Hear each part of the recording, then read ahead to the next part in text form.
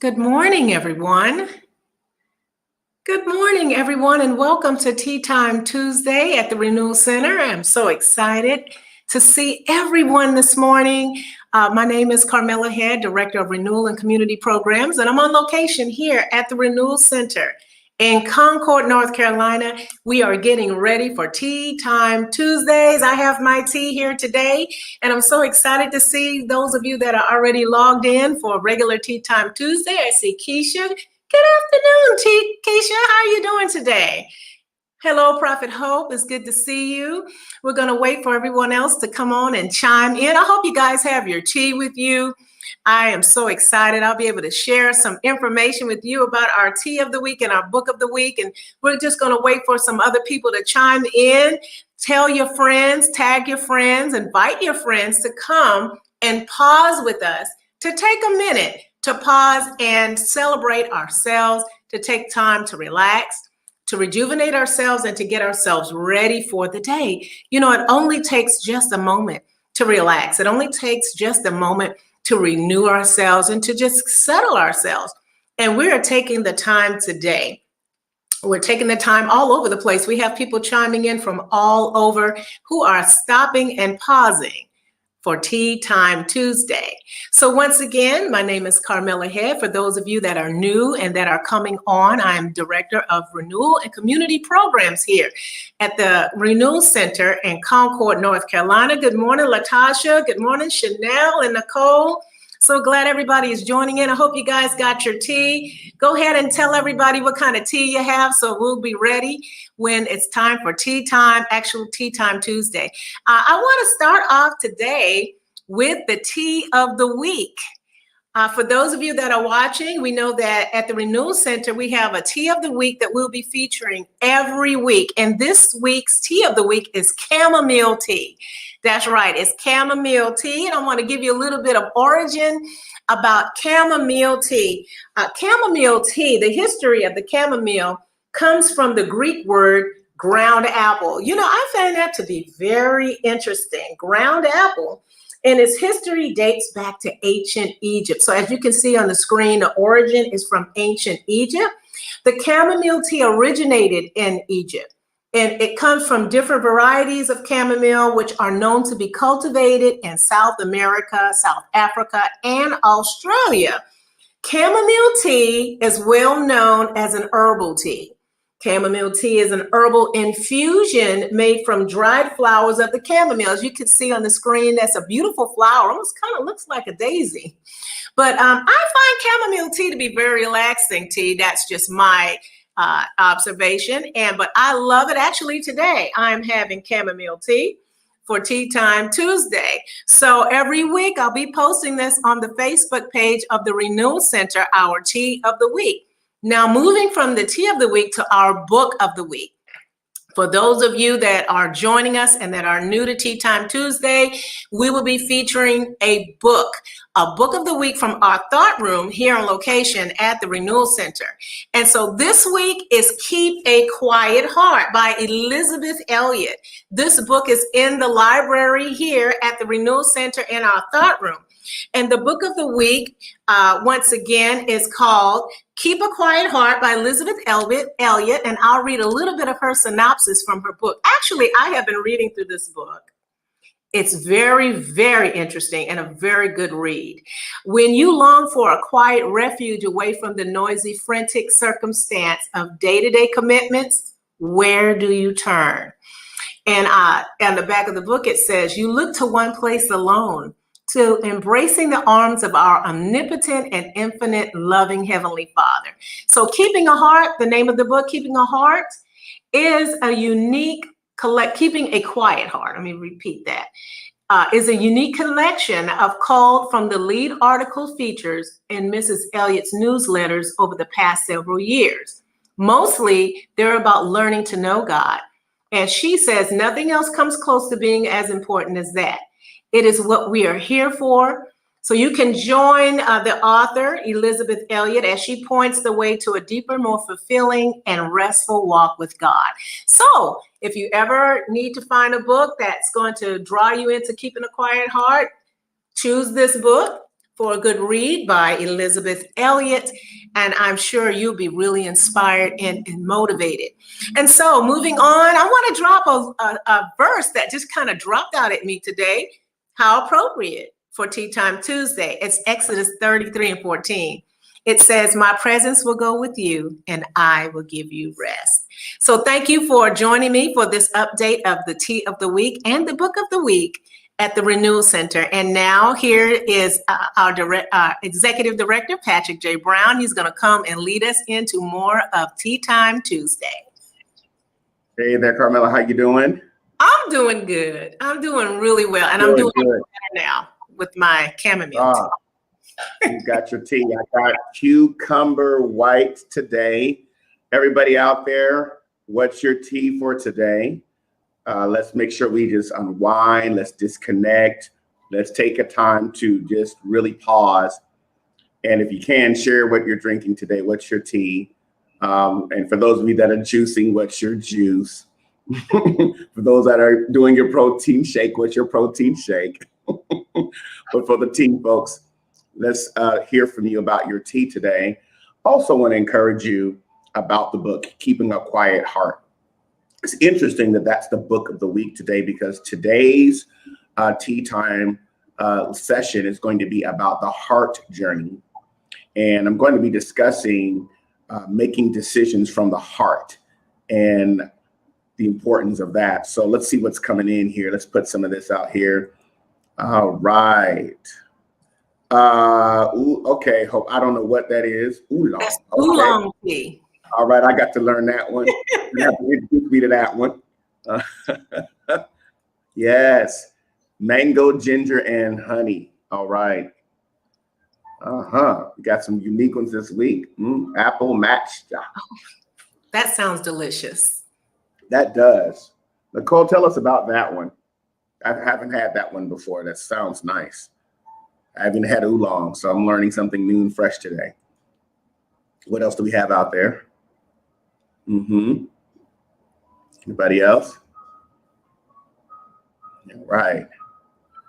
I find it interesting that you introduced the book of Keeping a Quiet Heart, because I think it's important that in a world where there's a lot of activity, I like us, first of all, to quiet ourselves right now and take a pause. First, I also want us to acknowledge those that were killed in some of the violence that has taken place in Colorado and in Atlanta over the past week. So while I'm going to pause for a moment, I also want to take a moment of silence and pray for those families, those that were victims of those atrocious acts of violence and death. And we live in this world where we life is a vapor. And so let's take a moment just to breathe in and to relax. So if we can, let's just take a moment of silence for those families and for that moment, please.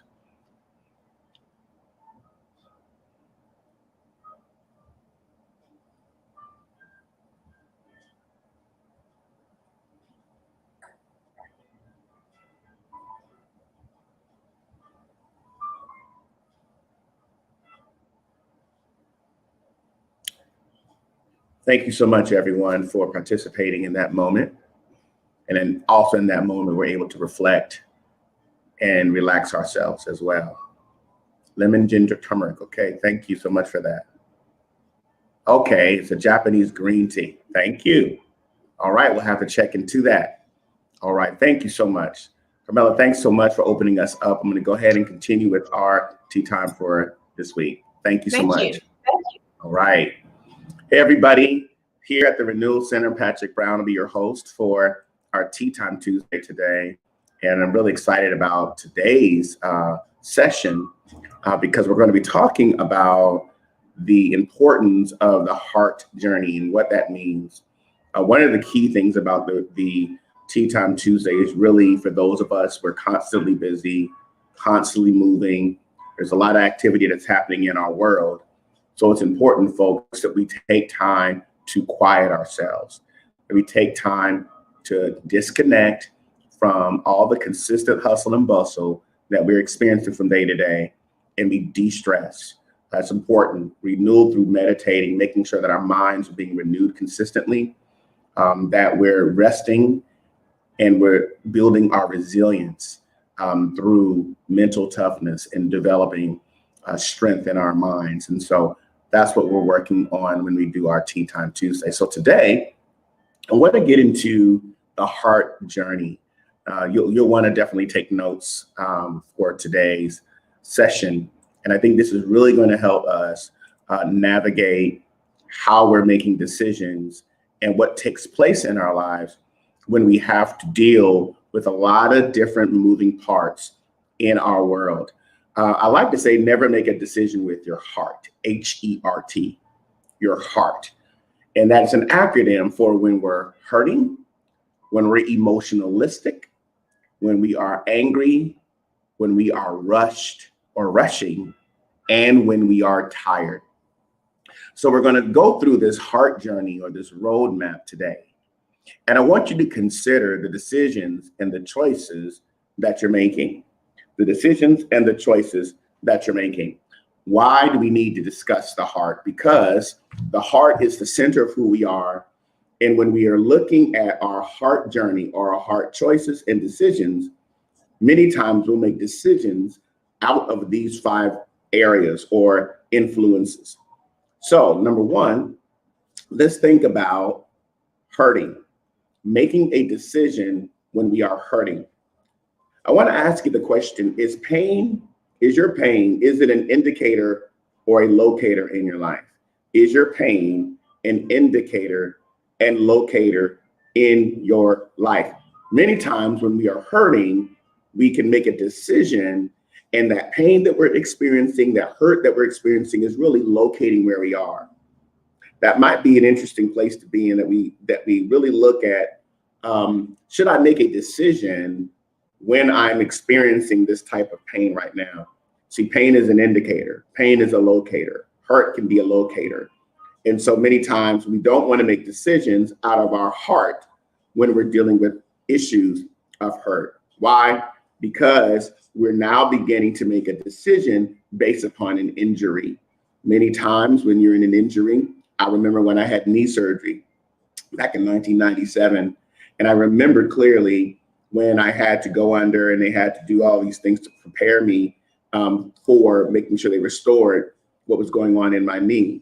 And one of the key things that took place was there was a lot of bad blood surrounding the rip and the tear inside of my knee. And as a result of that, my orthopedic surgeon had to actually take a huge needle, go in and take out the bad blood. Once the bad blood was taken out of it, then it ended up where I felt much better, because there was blood around that area, that tear and that injury, that really made it even worse. So they had to get it out. And when you and I are going through a hurtful, painful situation, let's take a time to allow ourselves not to fully move, but allow ourselves to drain out any excessive stories or perspectives or narratives that we might have or create because of the hurt or the pain. And again, pain is a locator. Pain is an indicator, and it's okay to be hurt, right? We go through that. It's inevitable. One of the things my counselor always shares with me is that pain is inevitable, but misery is optional. So pain is going to happen. In this world, we're going to have tribulations. In this world, we're going to have trouble. Trouble is neutral. Trouble is normal. Trouble is natural. But misery is optional. We don't have to choose to be in misery, even when we're hurting and when we're in pain. And when we remain in that hurt and make decisions out of that hurt, then we end up blowing it out of proportion, not minimizing what we're feeling, right? Not minimizing the hurt, not minimizing the pain, but we don't have an accurate view of that pain when we are creating narratives or when we're making quick, fast decisions while we're hurting. So I wanted to, first of all, just go through that piece. I wanted to hear your thoughts on that. What are your thoughts on that? Have you ever made a decision when you were in pain? Have you ever made a decision when you were in a hurting, difficult situation? So I want to encourage us, as we're relaxing in our tea time, think about decisions and choices. It could be something in a relationship. It could be a friendship. It could be a family situation. It could be something that is causing you a pain point in your job or working with colleagues. when you're working with people for 8 hours a day, 10 hours a day, 40, 50 hours a week. You're working with clients, you're working with people, you're working with bosses and colleagues. You got partners that you're working with in your business. It's important, folks, that we recognize that pain is an indicator and it is a locator. It does locate where we are. And so I want to encourage us, spend time in self-awareness. When we spend time in self-awareness, then we have a knowledge of ourselves, of what needs to be expanded, what needs to grow, what needs care. It's just like a garden. We know when areas in a garden needs to be cultivated when we turn the soil over, so that it can access more light, so that the soil can breathe. That's just like our minds. That's just like our hearts as organisms, as people, right? We're not metrics. We're not measurables. We're not organizations. We are organic beings. And so we have to tend to the garden of our heart. And so again, I want to encourage you on the heart journey. Let's not make a decision with our heart, or number one, when we are hurting. Number two, let's not make a decision when we are emotionalistic. When we are emotionalistic, not emotional, but emotionalistic. In other words, why do you feel the way you feel? In other words, are we making decisions when our emotions are taking over? When our emotions are taking over, it's important that we make decisions when we are not emotionalism, when our emotions have control or domination over us or our experience.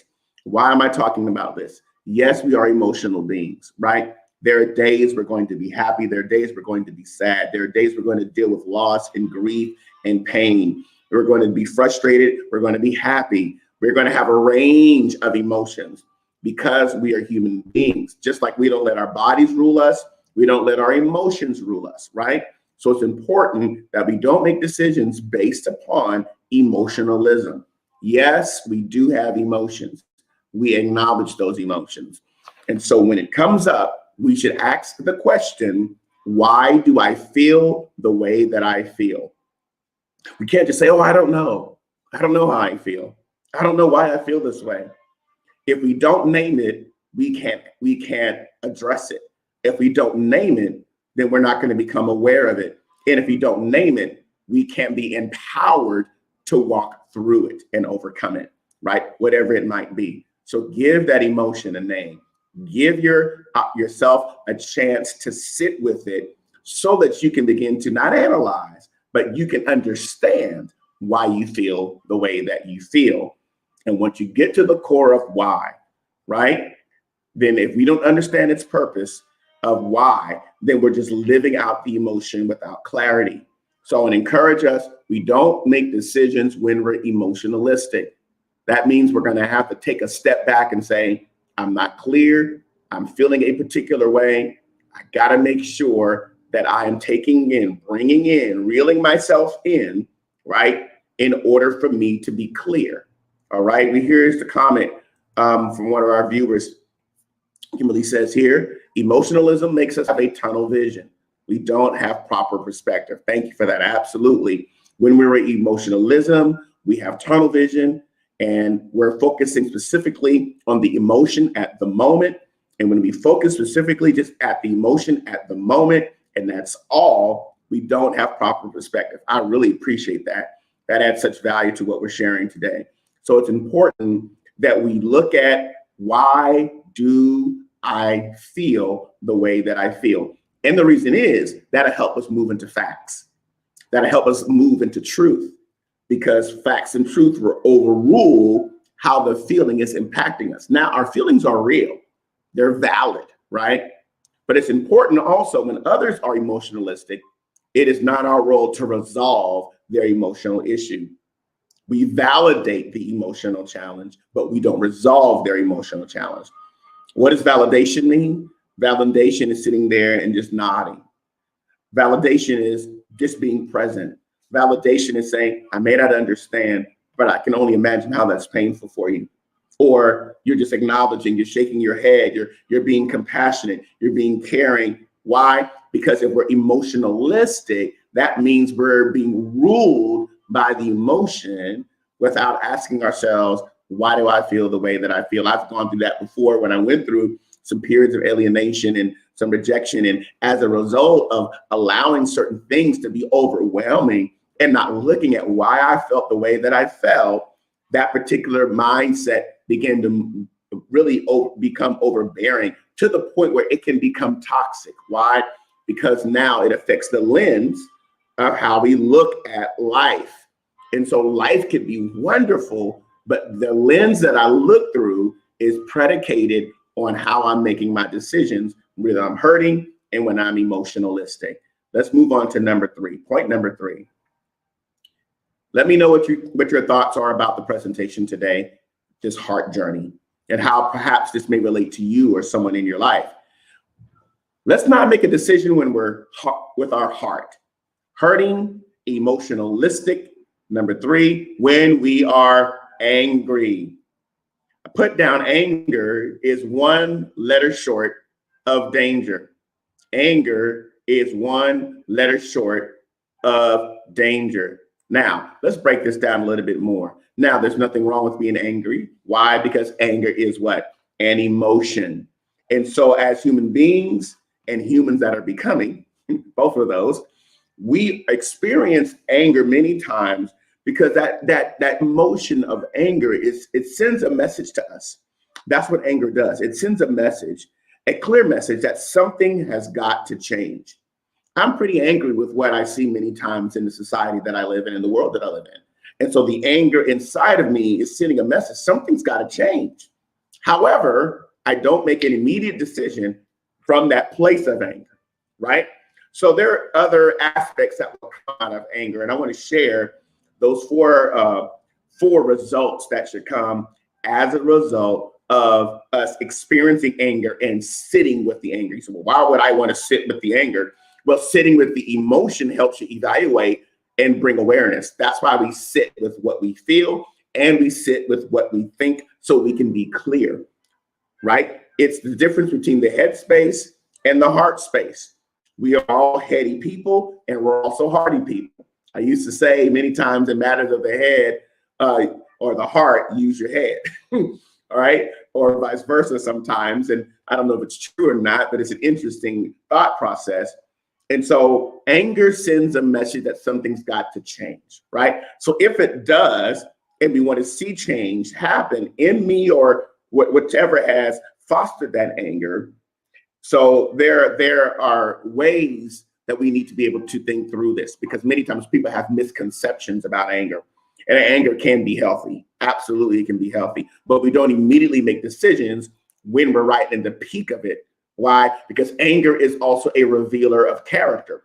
Anger is a revealer of our core.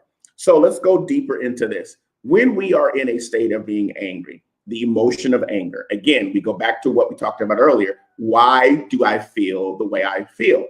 So I ask myself the question, why do I feel this anger? Well, anger, we want the result of anger to help strengthen and build us. So I'm going to give you 4 C's, 4 areas that would help us that I've written down today for us. 1, we want our anger to develop our critical thinking. 2, we want our anger to develop our creative thinking. 3, we want anger to strengthen our competencies. And 4thly, it to be a sharpener of our character. 4 things, one more time: our critical thinking, our creative thinking, our competencies, or our character. Why do we sit with the anger and don't make a decision immediately? We sit with it so we can become aware. And out of that awareness, we can then become critical in our thinking. We're taking a step back again, and we're channeling that creative thinking, channeling that competency, and sharpening our character. It reveals where we are, not to condemn us, not as some huge assessment of who we are or some evaluative psychological personality type indicator. No, it is there to say, I am aware of my state, or my status. The word status means state of us. So I understand the state of us, our national status, our emotional status, our organizational status, our project status. What's our state? Well, when I look at my anger and I look at what I'm sensing and I'm feeling, I need to be able to look at and channel my creative thinking, my critical thinking, my core competencies, which would be the different traits that I have and skill sets that I possess that I could actually put to work. And then lastly, our character, which is the core foundation of who we are. And so I wanted to cover those areas as it relates to the heart journey. So again, we don't make decisions solely with our heart when we're hurting. Number two, when we're emotionalistic, that's different than being emotional. Number three, when we are angry. Number four are when we are rushing. When we're rushing. When we're rushing, when our schedules are all over the place, when we say we're multitasking, right? Because you know how it is. Some people say, well, I'm multitasking. I'm doing a lot of different things right now. Well, let me encourage you. Let's talk a little bit about this, because multitasking really is not a skill or a competency. Let me break this down. Imagine if there's something really, really deeply on your heart, and you're talking to a therapist, you're talking to a counselor, you're talking to a spiritual leader, you're talking to a pastor, you're talking to a trusted friend. And here it is, you're sharing with them, right? Something that's deeply on your heart that you want to share. And they go and they start doing this. Oh, I'm listening to you. All over the place. Oh, I can repeat what you just said. See, listening isn't about the person doing the listening. Listening is about the person who is speaking for us to listen to them. So when we're rushing and we're doing several different things at once just because we think we can, anytime we say yes to one area, we're saying no to something else. I want us to encourage us, take a pause, and not think that's a skill set to possess. It is okay to say, I'm going to take a step back and not juggle the balls in the air consistently, because when I do that, I'm juggling them. I've got to constantly look up and I got to make sure. And so if I make a decision when I'm rushing, what does that do? If I just make a decision when I'm rushing, what does that do to us when we do that? Now imagine how that person would feel, or how you would feel if, or what you would be thinking if there's something that's on your heart and you're sharing that, and that person is not paying attention. They're rushing. I got to go. I got to move forward, et cetera, et cetera. We don't want to do that. We make mistakes. We have oversights. And oh, here are a couple of great comments. We are not really present. We're not really present when we're rushing. We're not fully present. Oh, let's take it even a step further. We're not fully present when we are rushing.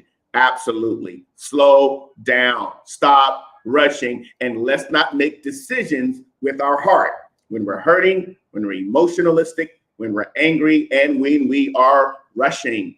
Let's go to the fifth point, excuse me. When we are tired. When we are tired. Wow. Let's not make a decision. Let's not make choices when we are tired. Sleep is restorative. Here's another statement right here. We do not make effective decisions when we are rushing. Absolutely. We're not effective and we're not efficient when we are rushing. Thank you for sharing that. Sleep is restorative. Oh, here's some more comments coming in. I'm liking this. Let's bring these up. Here's another one. We can miss important information to make an informed decision. Absolutely. Let's not make choices and decisions when we're in a rushing scenario. I think everybody out here is probably like, you know what? I need to kind of really think through that piece, because I'm making decisions when I'm rushing and multitasking. I got a lot of things going on. And then what do we say? Well, you don't understand. There's so many demands. There's so many things that I have to do. That's what we do.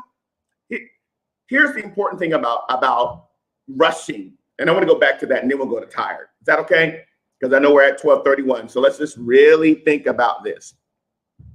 When we are rushing, I want to encourage you, take a step back and think about the roles, the relationships and the situation that you're in. What role are you in at that moment that's causing you to rush? What relationship that's demanding that immediate rushing? And what's the situation that you're in? Again, we need to look at the roles that we're in, the relationships that we have, and the actual situation or the circumstance to determine how we respond or how we react. And this goes for hurting, emotionalism, anger. And again, we talked about angry. Anger is one letter short of danger, and that's the word D, the letter D, excuse me, which is what we decide to do with the anger. What did we say? We talked about critical thinking, creative thinking, competencies, and character. Here's a few more comments coming out here. Let's read this. Yes, it is extremely dismissive and disrespectful when we are not fully in the moment. Running through is not helpful. You know, that's interesting because it's not only is this dismissive and disrespectful to others, we're being dismissive and disrespectful to ourselves because we're not fully present, right? So we got to make sure that we, again, are fully in the moment. All right. Someone else is saying I make decisions when I'm tired, when I have to go back and restart again. Absolutely. I want to encourage us again. Sleep is restorative. Just like the human skin restores itself every day, 24 hours, our bodies and our emotions and our minds will reset when we are sleeping. Now, there are those of you out there that says, I only need 4 hours of night, 5 hours. I'm on my grind. I'm creative. I got to get it done. I'm going to be up in the morning. I got to just do what I got to do because bosses, they grind. And you know what else happens? They get sick when they don't rest. Your body's telling you to rest, go to sleep. Your body has a language. It'll talk to you. Sleep is restorative. And just like our skin restores itself and we drink water, it helps with our being prepared to rest and cleanse us and detoxification. Well, what about our rest? Well, you think you're going to miss something? You're going to sleep through the revolution? Okay. Sleep is restorative. So those of you that says, well, I can do it 4 or 5 hours, I have a different body clock. Hats off to you. Okay.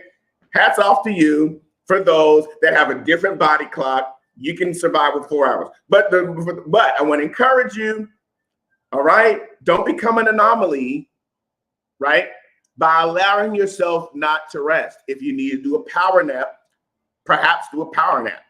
But then here comes the rushing piece. I don't have the time to do a power nap. You don't understand. You be in control by looking at what's hurting you, what's emotionalistic, what's potentially causing, evoking anger, what is causing you to rush and be tired. We don't want to make decisions when we are with our heart. I want you to take a moment here and think through what was shared today. Perhaps have you made some decisions or considering one when you're in a hurting situation? Or have you not taken the time to say, why do I feel the way I feel? Because I asked that question, which leads me to the big O, ownership. Ownership. When we ask the question, why do I feel the way that I feel? It shifts me into ownership of how I feel. Here are a few more comments coming in. Making time to reset. Well, I don't have the time. If you're saying you don't have the time, then what you're saying is I'm allowing my world to dominate my entire life. And that means I don't have the tools for empowerment. That means some way, somehow, we're going to need to slow ourselves down in order for us to experience ownership. So we ask ourselves, why do I feel the way that I feel in the emotional area? E. A, anger. Let's go back over that again. If anger is one letter short of danger, it's about our decision, what we're deciding to do. And when we understand that from anger, it can be creative because what it's saying is something's got to change. Well, that's the time when we step back and we think through critical thinking, creative energy that comes forward because of the anger. We start strengthening and sharpening our core competencies, and then we refine our character, the core of our motivations, our intentions, our motives, or we can even say why we do what we do and the way that we do it.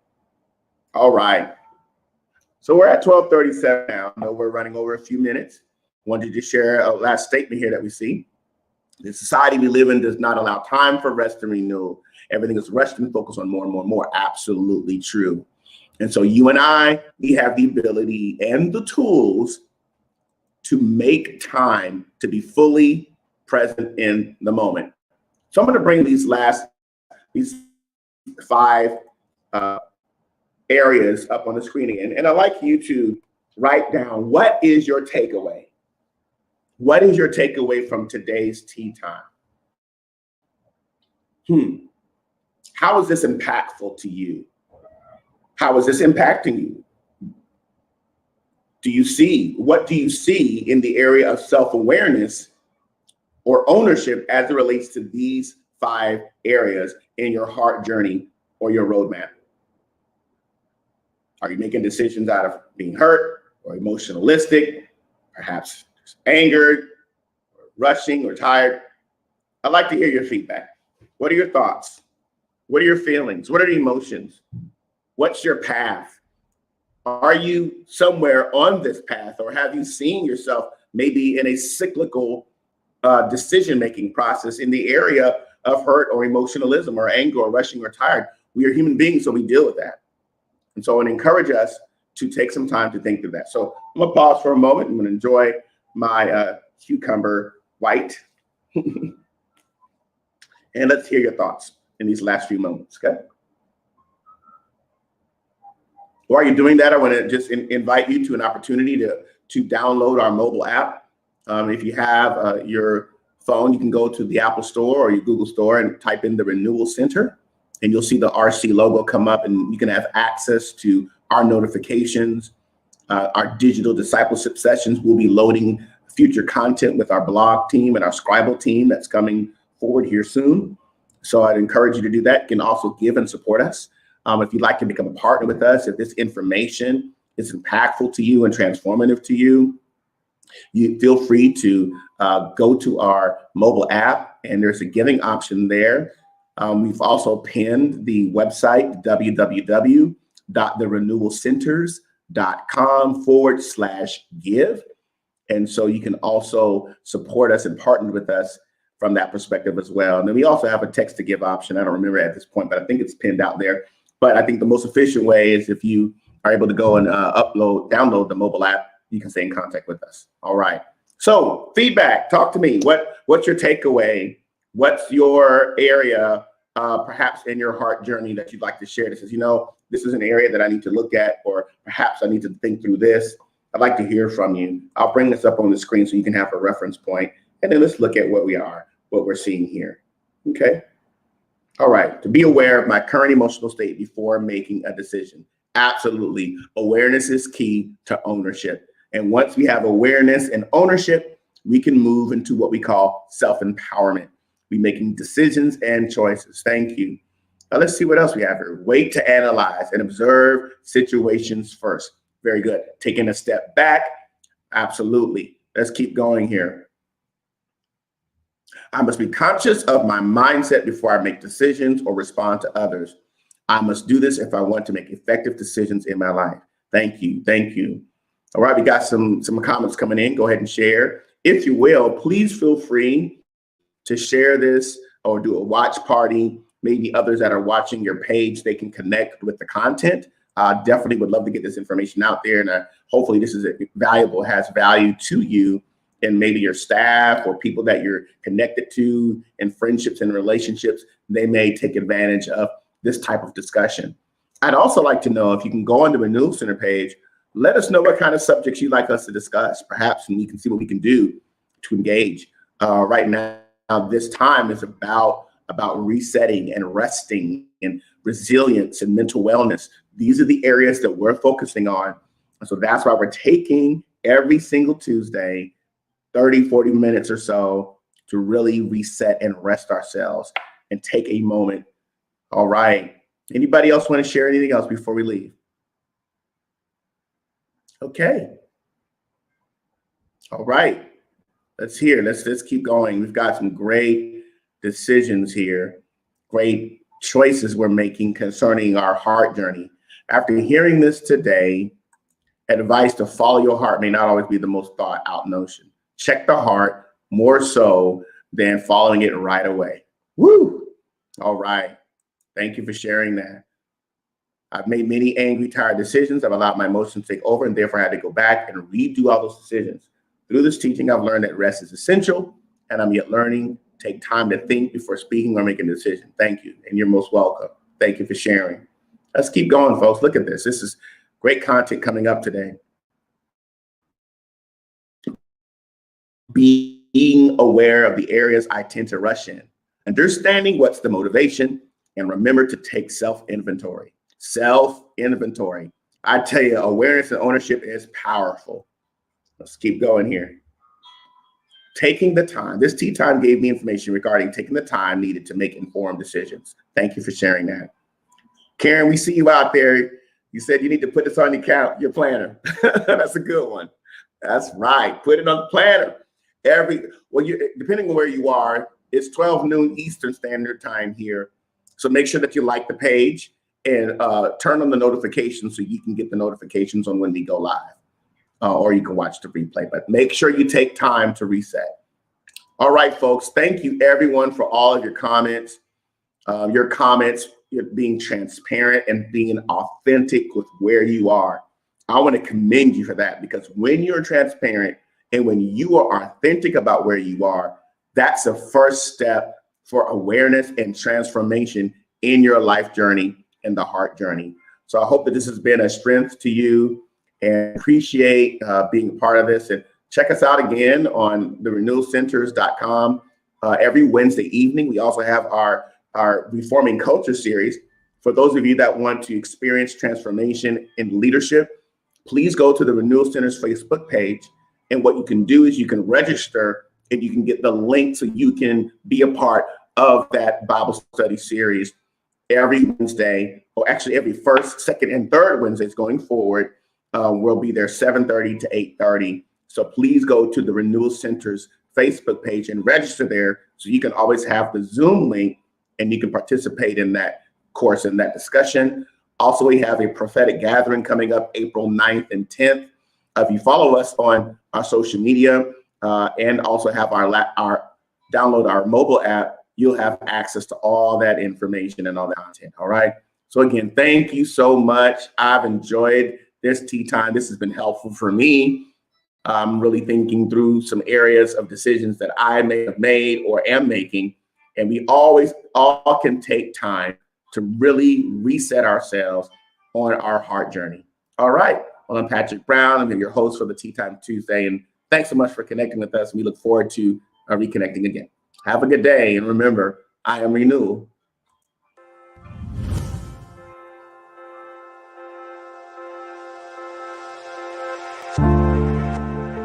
Hello, my name is Carmela Ehad. Hello, everybody. I'm Prophet Hope Milton. Hi, I'm Patrick J. Brown, Executive Director of Culture and Context of the Renewal Center.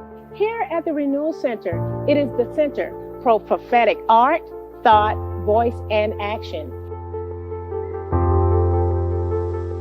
The one thing I love about the Renewal Center is the core values, which we're revealing Christ, renewing minds, we're restoring lives, and reforming community. And we know that the only way that we can do that is to reveal Christ to everyone. That's right. If any person is in Christ, that person will be and can be a new creation.